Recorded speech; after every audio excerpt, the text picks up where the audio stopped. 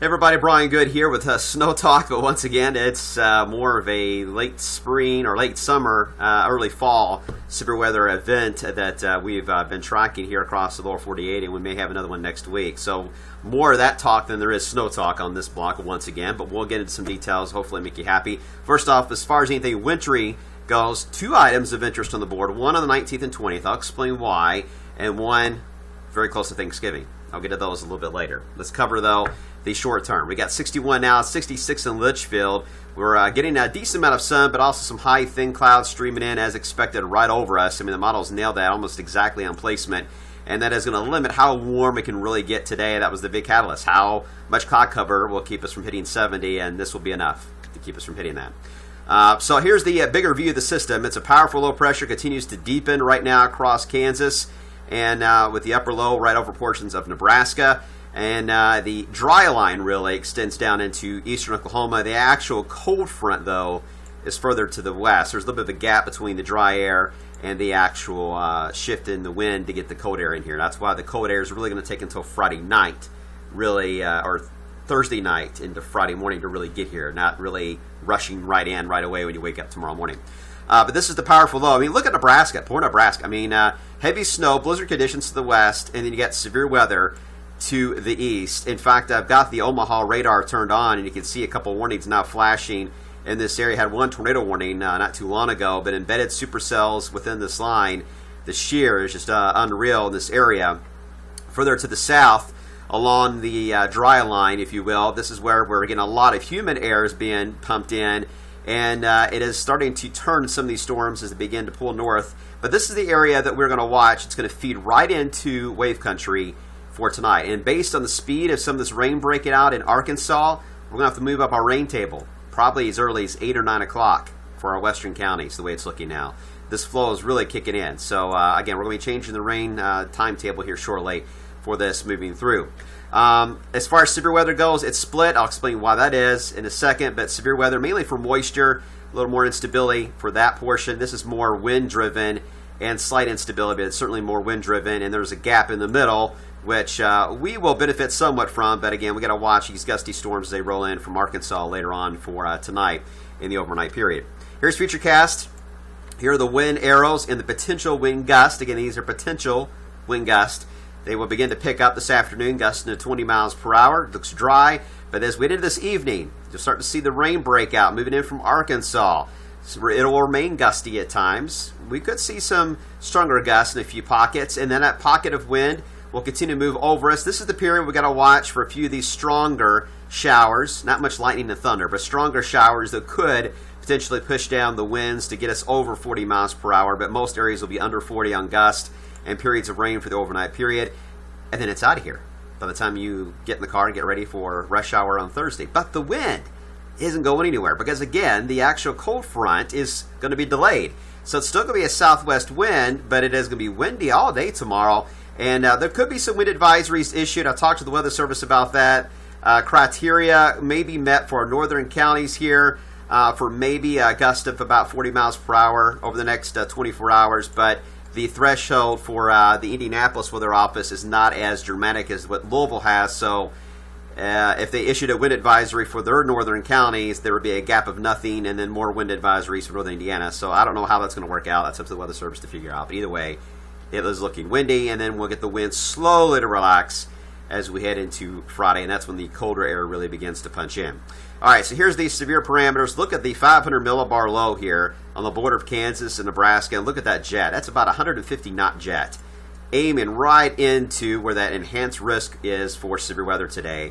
You can see why it's enhanced and borderline moderate, really, as it rotates around. Again, this low is moving to our north, so it's not going to bring it right over us, which is good.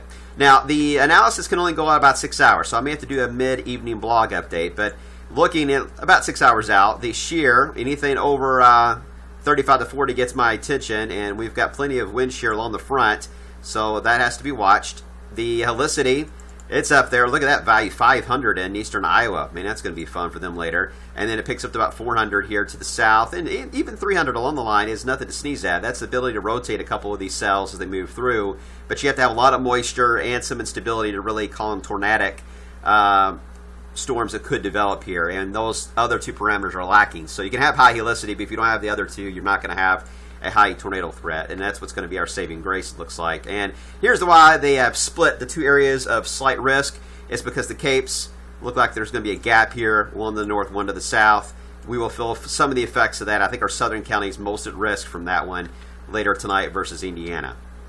All right, this weekend will be chilly, cold weather in the 20s this weekend. Then we get into next weekend. This system is really going to dig next week, starting Monday and Tuesday. And we're really going to have to watch this one because this one's going to have much more when it comes to moisture to work with and dynamics as well, and colder air.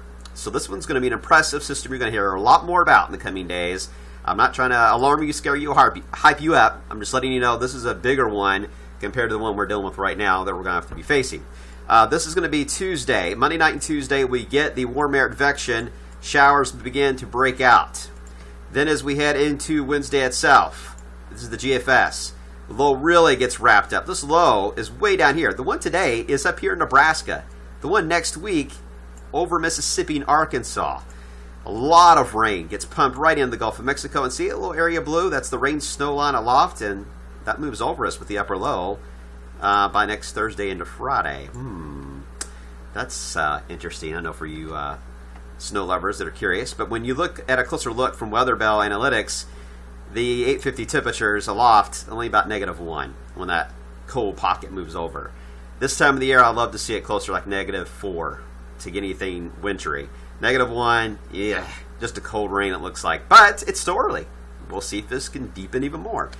Even the Canadian model is showing the cold core passing over us anyway, as we into about next Wednesday and Thursday. And also keep in mind that the wind fields, again, with that low being closer to us, the wind fields could be really strong here over Kentucky and Tennessee, so we're going to watch for strong gusty winds with that. Here's the latest Euro, just came out, same scenario, heavy rain. Here's the problem, the models are really fast. They get this in and out of here by Wednesday.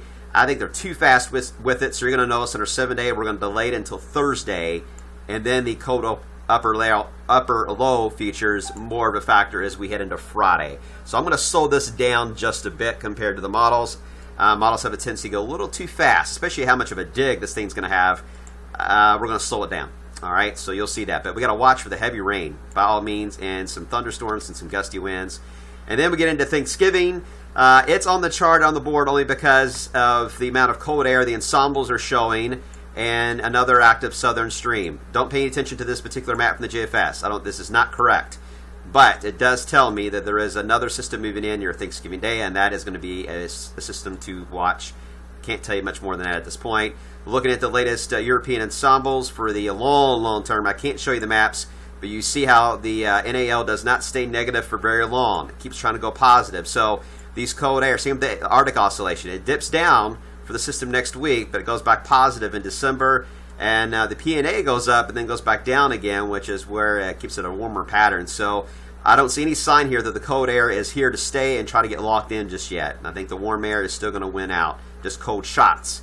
But each time these little cold shots and attacks happen, we've got to watch them, because that's the only way we're going to get anything wintry for us. It's going to be upper air dynamics with upper lows. I don't see any troughs to give us anything more than that between now and December.